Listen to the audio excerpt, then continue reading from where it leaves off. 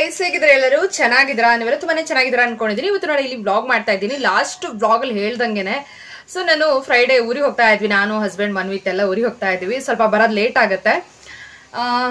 So ಸ್ವಲ್ಪ ದಿನ ಅಮ್ಮನ ಮನೇಲಿ ಸ್ವಲ್ಪ ದಿನ ಹೋಗಿದ್ ಬರೋಣ ಅಂತ ಅನ್ಕೊಂಡಿದೀನಿ. ಯಾಕೋ ವರ್ಷ ಪೂರ್ತಿ ಇವಾಗ ಪಾಪುಗೆ ನೆಕ್ಸ್ಟ್ ಇಯರ್ ಅಥವಾ ಏನೋ ನೆಕ್ಸ್ಟ್ ಇಯರ್ ನಾವು ಸ್ಕೂಲಿಗೆ ಹಾಕಿದ್ರಂತೂ ಪದೇ ಪದೇ ಹೋಗಕ್ ಆಗೋದಿಲ್ಲ. ಸೊ ಅದಕ್ಕೋಸ್ಕರ ಟೈಮ್ ಸಿಕ್ಕಾಗ ಹೋಗಿ ಬಂದ್ಬಿಡೋಣ ಅಂತ ಅನ್ಕೊಂಡಿದೀವಿ. ನಿಮ್ಗೆ ನಾ ಲಾಸ್ಟ್ ಬ್ಲಾಗ್ ಹೇಳ್ದಂಗೆ ಸ್ವಲ್ಪ ಊರಿಗೆ ಹೋಗಕ್ಕೆ ಪ್ಯಾಕಿಂಗ್ ಎಲ್ಲ ಮಾಡ್ಕೊಳ್ಳೋ ಬ್ಲಾಗ್ ಹಾಕ್ತೀನಿ ಅಂತ ಹೇಳಿದ್ದೆ. ಸೊ ಇವಾಗ ಪ್ಯಾಕಿಂಗ್ ನ ಸ್ಟಾರ್ಟ್ ಮಾಡಿದೀನಿ. ಸೊ ಅದ್ರದ್ದು ಬ್ಲಾಗ್ ಇವತ್ತು ಬರುತ್ತೆ. ಓಕೆನಾ? ಓಕೆ ಫ್ರೆಂಡ್ಸ್, ಬನ್ನಿ ಇವತ್ತಿನ ಬ್ಲಾಗ್ ಸ್ಟಾರ್ಟ್ ಮಾಡೋಕ್ಕೂ ಮುಂಚೆ ಚಾನಲ್ನ ಸಬ್ಸ್ಕ್ರೈಬ್ ಮಾಡ್ಕೊಳ್ಳದೆ ನೋಡ್ತಾ ಇದ್ದಿದ್ರೆ ದಯವಿಟ್ಟು ಚಾನಲ್ಗೆ ಸಬ್ಸ್ಕ್ರೈಬ್ ಮಾಡ್ಕೊಳ್ಳಿ, ಪಕ್ಕದಲ್ಲಿ ಬೆಲ್ ಐಕನ್ ಕ್ಲಿಕ್ ಮಾಡ್ಕೊಳ್ಳಿ. ಓಕೆ, ನಾವು ಫ್ರೈಡೆ ಹೋಗ್ತಾ ಇರೋದು. ಆಕ್ಚುಲಿ ಮಂಗಳವಾರ ಬಂದ್ಬಿಟ್ಟು ಎಲೆಕ್ಷನ್ ಇದೆ. ಓಟ್ ಹಾಕೋದು ನಮ್ಮೆಲ್ಲರ ಕರ್ತವ್ಯ ಹೌದು, ಹಕ್ಕೂ ಹೌದು, ಹಾಕ್ಲೇಬೇಕು. ಯಾರು ನಿಮ್ಗೆ ಸೂಕ್ತ ಅನ್ಸುತ್ತೋ ನಮ್ಮ ಈ ದೇಶಕ್ಕೆ ಅವ್ರನ್ನ ಚೂಸ್ ಮಾಡಿ ಒಂದಲ್ಲ ಅಂತ 100 ಸರಿ ಯೋಚನೆ ಮಾಡ್ಬಿಟ್ಟು ಓಟ್ ಹಾಕಿ. ಸೊ ಇವ್ರನ್ನೇ ಅಂತ ಇಲ್ಲಿ ಪ್ರಾಂಪ್ಟ್ ಆಗಿ ಯಾರು ಹೇಳಕ್ಕಾಗಲ್ಲ. ಸೊ ನಿಮ್ಗೆ ಯಾರು ಬೆಸ್ಟ್ ಅನ್ಸುತ್ತೋ ಆ ಬೆಸ್ಟ್ ನ ನೀವು ಚೂಸ್ ಮಾಡಿ ಅಂತ ಹೇಳ್ತಾ, ಕೆಲವೊಂದಿಷ್ಟು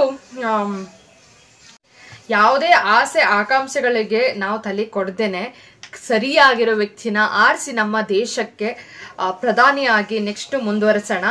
ಸೊ ಅದು ನಮ್ಮೆಲ್ಲರ ಕರ್ತವ್ಯ ಕೂಡ ಹೌದು. ಯಾವುದೋ ಒಂದು ಚಿಕ್ಕ ಪುಟ್ಟ ಎಲೆಕ್ಷನ್ ನಾವು ಹಾಕದೆ ಮರೆತರೂ ಪರವಾಗಿಲ್ಲ, ಈ ಒಂದು ಎಲೆಕ್ಷನ್ ನಾವು ಹಾಕ್ಲೇಬೇಕಾಗತ್ತೆ. ಮುಂದೊಂದು ದಿನ ನಾವು ಪಶ್ಚಾತ್ತಾಪ ಪಡಬಾರ್ದು. ಸೊ ಯಾಕೆ ಓಟ್ ಹಾಕ್ಲಿಲ್ಲ, ಹಾಕ್ಬೋದಿತ್ತಲ್ಲ ಅಂತ. ಒಂದೊಂದು ಓಟನು ತುಂಬಾನೇ ಮೇನ್ ಇಂಪಾರ್ಟೆಂಟ್ ಆಗಿರುತ್ತೆ. ಸೊ ದಯವಿಟ್ಟು ನಮ್ಮ ಹಕ್ಕನ್ನ ನಾವು ಚಲಾಯಿಸೋಣ. ಇವಾಗ ಆಲ್ರೆಡಿ 28th 27th ಇಲ್ಲೆಲ್ಲ ಎಲೆಕ್ಷನ್ ಆಗೋಯ್ತು.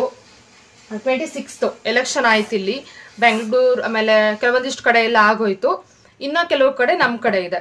ಉತ್ತರ ಕರ್ನಾಟಕ ಆಗಿರ್ಬೋದು, ಆಮೇಲೆ ಬೇರೆ ಬೇರೆ ಕಡೆ ಸ್ವಲ್ಪ ಕಡೆ ಒಂದು ಟೈಮಲ್ಲಿ ಕೊಟ್ಟಿದ್ದಾರೆ 7th. ಸೊ ನಾವು ಹೋಗಿ ನಮ್ಮ ಹಕ್ಕನ್ನ ಚಲಾಯಿಸ್ತಾ ಇದೀವಿ. ಅವತ್ತು ರಜೆ ಬಂದ್ಬಿಟ್ಟು ಮಂಗಳವಾರ ಇದೆ, ಸೋಮವಾರ ಇಲ್ಲ. ಸೋಮವಾರ ಮಂಗಳವಾರ 2 ದಿನ ರಜೆ ಹಾಕ್ಬಿಟ್ಟು ಹಸ್ಬೆಂಡ್ ಕರ್ಕೊಂಡು ಹೋಗ್ತಾ ಇದ್ದಾರೆ. ಹಾಗೆ ನಾನು ಸ್ವಲ್ಪ ದಿನ ಅಮ್ಮನ ಮನೇಲಿ ಇದ್ದು, ಹಾಗೆ ಅತ್ತೆ ಮನೇಲಿ ಸ್ವಲ್ಪ ದಿನ ಇದ್ದು ಬರೋಣ ಅಂತ ಅನ್ಕೊಂಡು. ಸ್ವಲ್ಪ ನಂಗೂ ಚೇಂಜಸ್ ಇರ್ಬೇಕಂತ ಸ್ವಲ್ಪ ನಾನು ಬರೋದು ಲೇಟ್ ಆಗುತ್ತೆ. ಹಸ್ಬೆಂಡ್ ಆಫೀಸ್ ಇದೆ, ಬುಧವಾರದಿಂದ ಬಂದ್ಬಿಡ್ತಾರೆ ಅವರು. ಮಂಗಳವಾರ ಓಟ್ ಹಾಕಿದ ತಕ್ಷಣನೇ ಸಂಜೆನೆ ಹೊರಡ್ತಾರೆ. ಸೊ ನಾನು ಅಮ್ಮನ ಮನೆಗೆ ಹೋಗಿ ಸ್ವಲ್ಪ ದಿನ ಇದ್ ಬರೋಣ ಅಂತ. ಅಕ್ಕನೂ ಕೂಡ ಬಂದಿದ್ದಾಳೆ. ಹಾಗೆ ನಮ್ಮ ಅತ್ತಿಗೆ ಜೊತೆನೂ ತುಂಬಾ ಟೈಮ್ ಸ್ಪೆಂಡ್ ಮಾಡಿಲ್ಲ. ಸೊ ಹೋಗಿ ಇದ್ ಬರೋಣ ಅಂತ ಅನ್ಕೊಂಡಿದೀನಿ.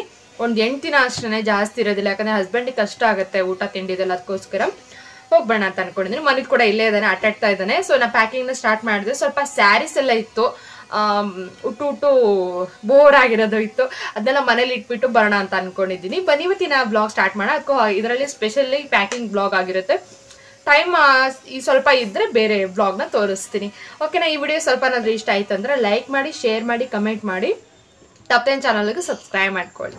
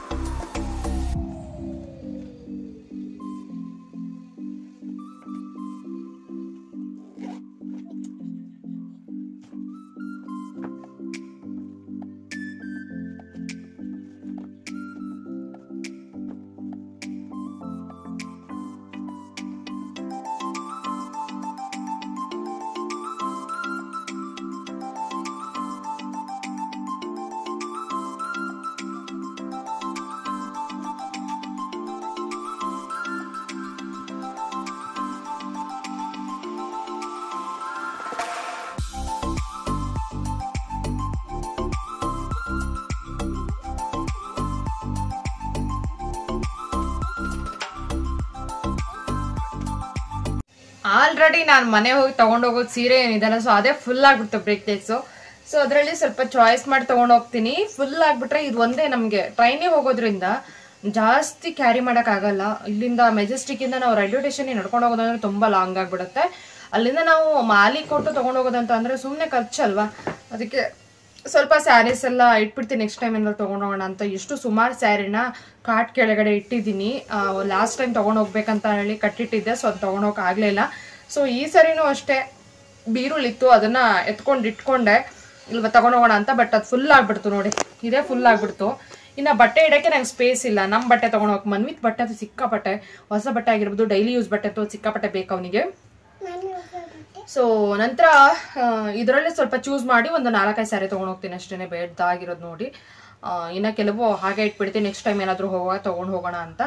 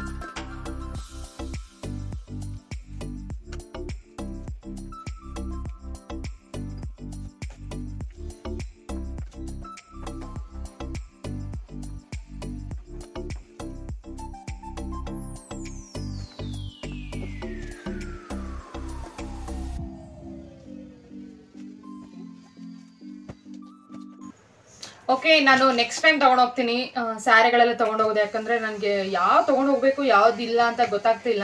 ಸೊ ಫುಲ್ಲು ಕನ್ಫ್ಯೂಸ್ ಆಗ್ತಾ ಇದೆ. ಆಮೇಲೆ ಜಾಸ್ತಿ ಲಗೇಜ್ ಆದರೂ ಹಸ್ಬೆಂಡ್ ಬೈತಾರೆ, ಅದಕ್ಕೋಸ್ಕರ ಆದಷ್ಟು ಕಡಿಮೆನೇ ಬಟ್ಟೆನ ತೊಗೊಂಡೋಗ್ಬೇಕು. ಅಮ್ಮಂಗೆ ಸ್ವಲ್ಪ ಖಾಲಿ ಬಾಕ್ಸ್ಗಳು ಬೇಕಂತೆ, ಅಲ್ಲಿಂದ ಊರಿಂದ ಕೊಟ್ಟು ಕಳಿಸಿರೋದು.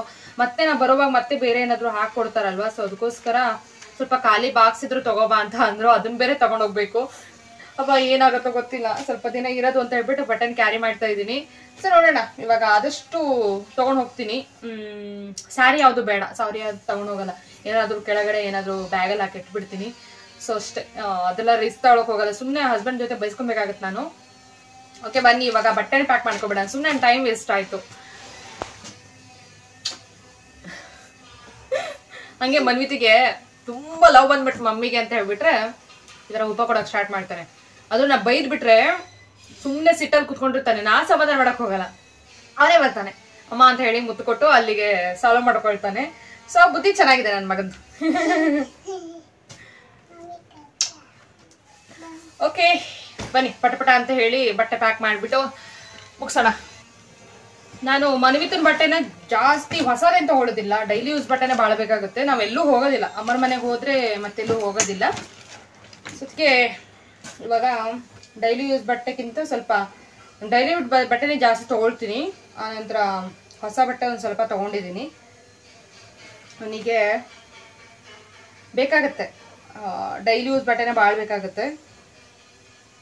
ಇದು ಹೊಸ ಬಟ್ಟೆ ಒಂದು ಸ್ವಲ್ಪ ತೊಗೊಂಡಿದ್ದೀನಿ, ಅಷ್ಟು ಜಾಸ್ತಿ ತೊಗೊಂಡಿಲ್ಲ.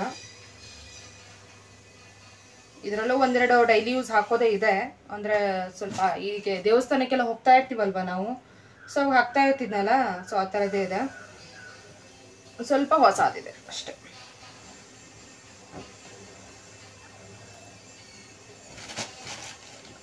ಅವನಿಗೆ ಜಾಸ್ತಿ ಬಟ್ಟೆ ಬೇಕಾಗತ್ತೆ, ನಂದೇನಷ್ಟು ಕ್ಯಾರಿ ಆಗೋದಿಲ್ಲ. ಯಾಕಂದರೆ ನಾನು ಸ್ವಲ್ಪ ನಮ್ಮ ಮನೇಲಿ ಕೂಡ ಇಟ್ಟು ಬಂದಿದ್ದೀನಿ ಬಟ್ಟೆನ. ಅಮ್ಮನ ಮನೇಲಿ ಕಮ್ಮಿನೇ ನನ್ನ ಬಟ್ಟೆ ಇಟ್ಟಿದ್ದು, ಜಾಸ್ತಿ ಇಟ್ಟಿಲ್ಲ. ನನ್ನ ಬಟ್ಟೆ ಅಲ್ಲಿ ಏನಾದ್ರು ತೊಗೊಂಡು ಹೋಗ್ಬೇಕು, ಅದು ನಮ್ಮ ಮನೇಲಿ ಇದೆಯಲ್ಲ, ನನ್ನ ಬೀರುಲ್ಲಿ ಇಟ್ಟು ಬಂದಿದ್ದೀನಿ. ಸೊ ಅಲ್ಲಿ ಹೋದಾಗ ತೊಗೊಂಡು ಹೋಗ್ತೀನಿ ಅಷ್ಟೇ. ಆನಂತರ ಅಕ್ಕಂಗೆ ಅಂತ ಹೇಳ್ಬಿಟ್ಟು ಒಂದು 5 ನೈಟಿ ತೊಗೊಂಡಿದ್ದೀನಿ. ಅವಳು ನೈಟ್ ವೇರ್ ಜಾಸ್ತಿ ಹಾಕ್ತಾಳೆ ಮನೇಲಿ. ಸ್ವಲ್ಪ ತೊಗೊಂಡಿದ್ದೆ, ತೋರಿಸ್ಬಿಡ್ತೀನಿ. ನೆಕ್ಸ್ಟು ಪ್ಯಾಕಿಂಗ್ ಸ್ಟಾರ್ಟ್ ಮಾಡ್ತೀನಿ. ಸೊ ಇದು ತೋರಿಸೋಣ ಅಂತ ಅಂದ್ಕೊಂಡೆ, ಬಟ್ ನಂಗೆ ಮರ್ತೋಗಿತ್ತು. ತೋರಿಸ್ತೀನಿ ಇವಾಗ. ಸ್ವಲ್ಪ ಅವಳು ನೈಟಿ ಎಲ್ಲ ಮನೇಲಿ ಯೂಸ್ ಮಾಡಿ ಜಾಸ್ತಿ, ಅದಕ್ಕೊಂದು ಒಂದು 5 ನೈಟಿ ತೊಗೊಂಡಿದ್ದೀನಿ. ಮೊನ್ನೆ ಜಯನಗರ ನಾನು ಹಸ್ಬೆಂಡ್ ಹೋಗಿದ್ವಿ, ಅಕ್ಕಂಗೆ ತರೋಣ ಅಂತಲೇ ಹೋಗಿದ್ದು. ಒಂದು 5 ನೈಟಿ ತೊಗೊಂಡಿದ್ವಿ, ತುಂಬ ಚೆನ್ನಾಗಿದೆ ಕಾಟನ್ ನೈಟಿ. ಅವಳಂತೂ ಸಿಕ್ಕಾಪಟ್ಟೆ ನೈಟಿ ಕೊಳ್ತಾಳೆ ನಮ್ಮ ಅಕ್ಕ.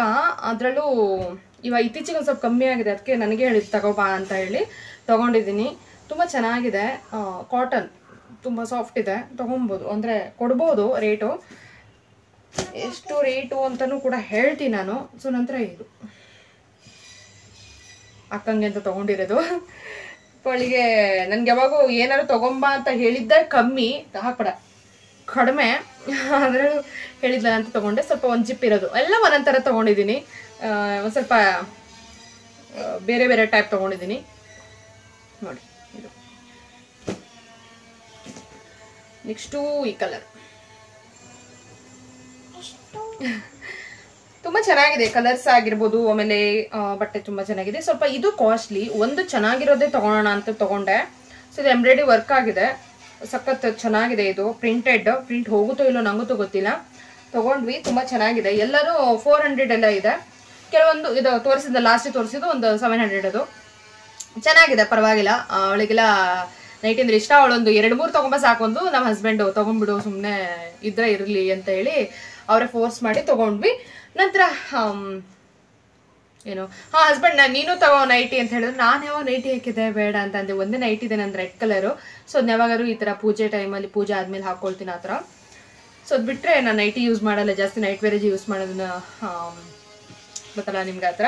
ಸೊ ಬನ್ನಿ, ಪ್ಯಾಕಿಂಗ್ ಆಲ್ಮೋಸ್ಟ್ ಮನ್ವಿತ್ತು ಸ್ವಲ್ಪ ಆಗಿದೆ. ಒಂದು ಡೈರಿ ಯೂಸ್ ಬಟ್ಟೆನೂ ಹಾಕೊಂಡಿದ್ದೀನಿ. ಇವಾಗ ನಾನು ಯಾವಾಗಾದ್ರೂ ಊರಿಗೆ ಹೋಗುವಾಗ ನೀವು ನೋಡಿರ್ತೀರಾ, ಯಾವಾಗಾದ್ರೂ ಪ್ಯಾಕಿಂಗ್ ಮಾಡ್ತಾ ಇರ್ತೀನಿ, ಅದು ಸಡನ್ ಆಗಿ ಚೇಂಜ್ ಆಗೇ ಆಗುತ್ತೆ. ಹಸ್ಬೆಂಡ್ ಬಂದ್ಮೇಲೆ ಅದು ಹಾಕೋಬೇಡ, ಇದು ಬೇಡ, ಅದು ಬೇಡ, ಇದು ಬೇಡ ಅಂತ ಹೇಳ್ತಾನೆ ಇರ್ತಾರೆ. ಆಮೇಲೆ ಇಲ್ಲಿಂದ ಅಲ್ಲೇ ತಗೋದು, ಅಲ್ಲಿಂದ ಇಲ್ಲೇ ತಗೋದಂತೂ ಆಗೇ ಆಗುತ್ತೆ ಡೆಫಿನೆಟ್ಲಿ. ಈ ಥರ ನೋಡಿ, ಇದೊಂದು ನಾನು ತುಂಬ ಲವ್ ಮಾಡ್ತಿದ್ದು. ನಿಂದು ನಿಂದೆ ಮಗನೆ, ಇದು ಊರಿಗೆ ಹೋಗೋದು. ಯಾವ ಊರಿಗೆ ಹೋಗೋಣ ಮಗನೆ? ಯಾವ ಊರಿಗೆ? ಅಂಡಿಗಿ, ನಮ್ಮೂರ ಅಂಡಿಗಿ. ನಮ್ಮೂರ ಹೆಸರು ಅಂಡಿಗಿ ಅಂತ, ಅದಕ್ಕೆ ಅಂಡಿಗೆ ಹೋಗ್ತಾನಂತೆ. ಅಪ್ಪಾಜಿ ಊರಿಗೆ? ಅಪ್ಪಾಜಿ ಊರಿಗೆ ಹೋಗೋಣ. ಅಪ್ಪಾಜಿ ಅಂದ್ರೆ ನಮ್ಮ ಅಪ್ಪಾಜಿ ಊರಿಗೆ, ಅಜ್ಜಿ ಊರಿಗೆ, ಎಲ್ಲರೂರಿಗೆ ಹೋಗೋಣ ಆಯ್ತಾ? ಎಲ್ಲರೂರಿಗೆ ಹೋಗೋಣ. ವಿಕ್ರಾಂತ ಬಂದಾನ ಆಲ್ರೆಡಿ, ಮನೇಲಿ ಇದ್ದಾನೆ. ವಿಕ್ರಾಂತ, ವಿಲಾಸು ಎಲ್ಲ ಇದ್ದಾರೆ. ಸೊ ಓಕೆ, ನಾನು ಸ್ವಲ್ಪ ಸರ್ಕಲ್ ಆ ಕಡೆ ಸರಿ ಸರಿ. ನಾನು ಸ್ವಲ್ಪ ಶಾಕ್ಸ್ ಹಾಕೋಬಿಟ್ಟಿ ಮನು, ಆ ಕಡೆ ಸರಿ, ಬಟ್ಟೆ ತುಳಿಬೇಡ. ನಾನು ಸ್ವಲ್ಪ ಹೊಸ ಬಟ್ಟೆ ಸ್ವಲ್ಪ ತಗೊಳ್ತೀನಿ, ಡೈಲಿ ಯೂಸ್ ಬಟ್ಟೆ ಏನು ಬೇಡ ಅನ್ಸುತ್ತೆ, ಯಾಕಂದ್ರೆ ಊರಲ್ಲಿದೆ ಆಲ್ರೆಡಿ. ಸೊ ಅದಕ್ಕೆ ಸುಮ್ಮನೆ ಯಾಕೆ ಅಷ್ಟೊಂದೆಲ್ಲ ಹೊತ್ಕೊಂಡು ಹೋಗೋದು. ಆಮೇಲೆ ಯಾವುದನ್ನು ನಾನು ಲಾಸ್ಟ್ ಟೈಮ್ ಅಷ್ಟೇ ಊರಿಗೆ ಹೋದಾಗ ಸುಮಾರು ಬಟ್ಟೆ ತೊಗೊಂಡೋಗಿದ್ದೆ, ಯಾವುದನ್ನು ಹಾಕೊಳ್ಳೇ ಇಲ್ಲ, ಹಂಗೆ ತೊಗೊಬಂದೆ. ಒಂದೇ ಒಂದು ಜೀನ್ಸ್ ಇಟ್ಕೊಂಡಿದ್ದೀನಿ, ಇದು ಯಾವಾಗ ಹಾಕೊಳ್ತೀನಿ ಅಂತ ಗೊತ್ತಿಲ್ಲ, ಒಂದು ಇಟ್ಕೊಂಡಿದ್ದೀನಿ ಇರಲಿ ಅಂತ ಹೇಳ್ಬಿಟ್ಟು. ಅಮ್ಮನ ಮನೆಗೆ ಹೋದಾಗ ಅಕ್ಕ ಇಲ್ಲಾದ್ರೂ ಕರ್ಕೊಂಡು ಹೋಗೋದು. ಆಮೇಲೆ ಮೇನ್ ಆಗಿ ನಾನು ಅಮ್ಮನ ಮನೆಗೆ ಹೋಗ್ತಾರೋ ಕಾರಣ ಏನಂತ ಅಂದ್ರೆ, ಒಂದು ಪೂಜೆ ಇದೆ, ಒಂದು ಪೂಜೆ ಮಾಡಿಸ್ಬೇಕು ಅಲ್ಲಿ ಮನೇಲಿ, ಅದಕ್ಕೋಸ್ಕರ ಹೋಗ್ತಾ ಇರೋದಷ್ಟೇ.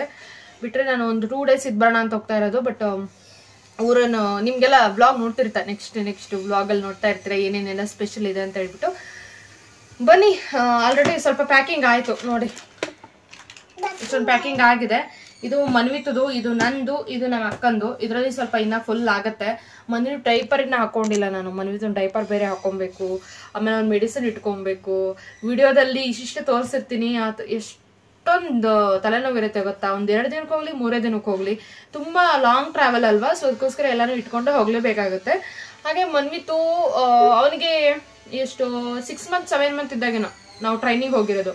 ಅದು ಬಿಟ್ರೆ ಇವಾಗ ಸ್ವಲ್ಪ ತಿಳಿಯುತ್ತೆ ಅವನಿಗೆ. ರೈಲ್ ಅಂದ್ರೆ ಸಿಕ್ಕಾಪಟ್ಟೆ ಇಷ್ಟ, ಟ್ರೈನ್ ಅಂತ ಅಂದ್ರೆ ಇವಾಗ ಟ್ರೈನ್ ಸಫಾರಿ ಮಾಡೋದು. ಆಮೇಲೆ ಇಷ್ಟನಾ? ಯಾರಿಷ್ಟ ನಿಂಗೆ? ವಿಕ್ರಾಂತ ಇಷ್ಟ. ಮತ್ತೆ ಊಟ ತಿಂತೀಯಾ? ಮೆಜೆಸ್ಟಿಕ್ ಹೋಗ್ತಾನಂತೆ ಮನ್ವಿತ್ತು. ನೀವೇನೇ ಕೇಳಿ ಎಲ್ಲಿ ಹೋಗ್ತೀಯಾ ನೀನು ಅಂದ್ರೆ ಮೆಜೆಸ್ಟಿಕ್ ಹೋಗ್ತೀನಿ ಅಂತಾನೆ. ಮೆಜೆಸ್ಟಿಕ್ ಅಂದ್ರೆ ಏನು ಇಷ್ಟನೋ ಏನೋ ಗೊತ್ತಿಲ್ಲ. ಸೊ ಆತರ.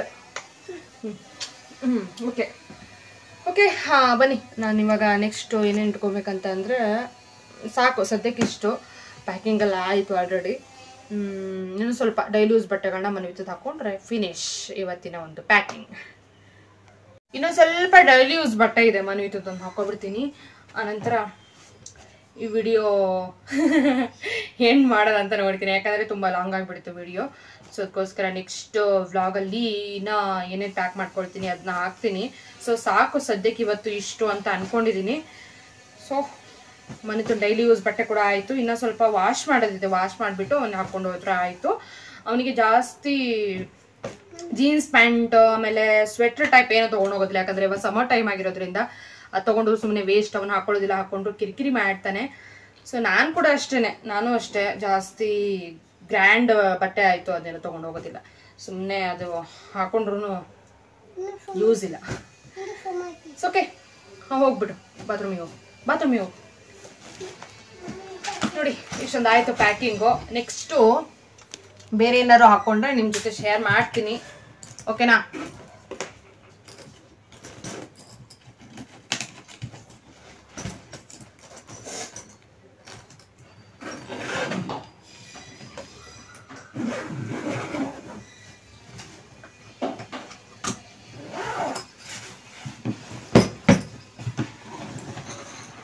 ಜಾಸ್ತಿ ವೇಟೇ ಇಲ್ಲ ಇದು, ಯಾಕಂದರೆ ಆಲ್ರೆಡಿ ಸ್ವಲ್ಪ ಹಾಕೊಂಡಿರೋದ್ರಿಂದ.